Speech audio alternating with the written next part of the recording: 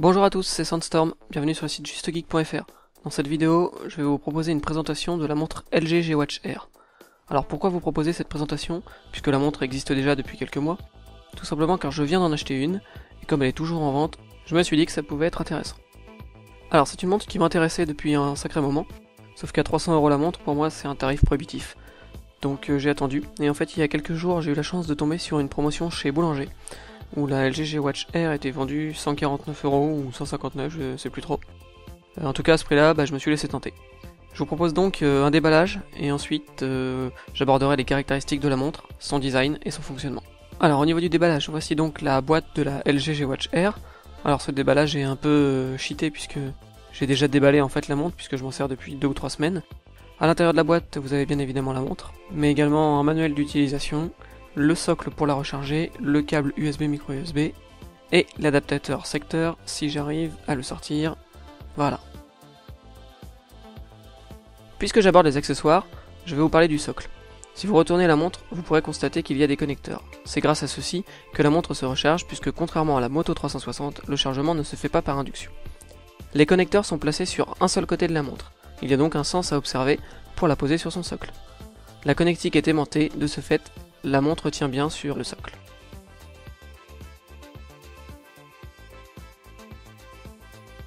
On va continuer avec le dos de la montre. Je viens de vous le montrer, vous avez peut-être vu, il y a un capteur. Il s'agit en fait d'un capteur cardiaque qui permet à la montre de calculer votre fréquence cardiaque. Pour ce qui est du design, j'aime beaucoup l'apparence de la G-Watch Air. La présence d'un cercle autour de l'écran habille la montre. Alors je trouve qu'elle paraît moins nue que la Moto 360 et elle se rapproche ainsi plus d'une montre classique. Elle est équipée d'un bracelet noir en cuir ou simili-cuir qui me paraît de fort bonne facture on va dire, mais bon, je n'ai pas le recul nécessaire pour juger, en tout cas son apparence est assez sympa. En réalité, j'ai tout de même été déçu par le côté plastique de la montre.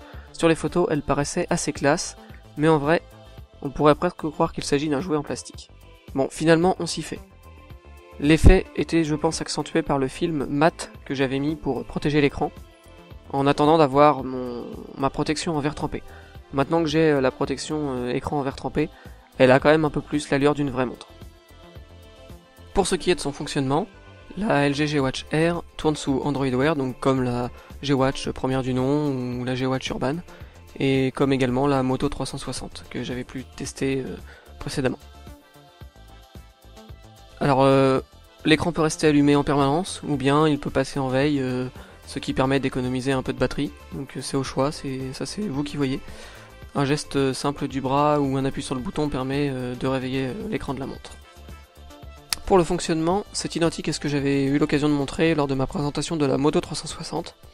Tout d'abord, il est possible de personnaliser le cadran de la montre, donc il y a déjà pas mal de cadrans qui sont inclus. Mais si vous ne trouvez pas votre bonheur, sachez qu'il existe des applications dans le Play Store vous proposant de nombreux cadrans, alors attention, certains sont gratuits, d'autres sont payants.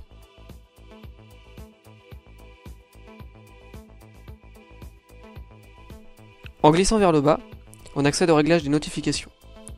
Ensuite, en glissant vers la gauche, on a le droit à des accès rapides pour activer le mode cinéma, donc le mode cinéma qui désactive l'écran du coup qui se réactive seulement lorsqu'on appuie sur le bouton, le réglage de la luminosité, et enfin l'accès à tous les paramètres. Dans tous les paramètres, on retrouve entre autres la possibilité de régler la taille de la police, d'activer ou non le réveil de l'écran par un mouvement du poignet, le réglage de l'écran permanent ou de l'écran qui passe en veille, le mode avion, et enfin l'accès pour allumer et éteindre la montre.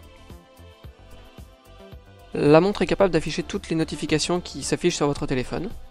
Bien sûr, on peut refuser certaines notifications d'applications qui seront alors présentes seulement sur le téléphone, donc si vous voulez pas tout avoir sur la montre, c'est possible. Au-delà des notifications, lorsqu'on reçoit un message, alors qu'il s'agisse d'un SMS ou d'un email, on peut le lire sur la montre. Donc c'est très pratique puisque si le téléphone est dans votre poche ou posé un peu plus loin, ça vous permet de prendre connaissance du message sans avoir à avoir recours au téléphone. On a ensuite tout un tas d'options pour chaque message. On peut répondre, donc en dictant tout simplement le message à la montre. On a les options de répondre plus tard, de supprimer éventuellement le message reçu, ou de bloquer l'application si on ne veut plus recevoir les notifications de cette application sur la montre. Enfin, on a aussi OK Google, donc la fonctionnalité qui permet de donner des commandes au téléphone de manière vocale. Donc OK Google vous permet de faire des recherches sur internet ou éventuellement d'envoyer des messages en les dictant. Voilà pour mon petit tour d'horizon de la LG G Watch Air.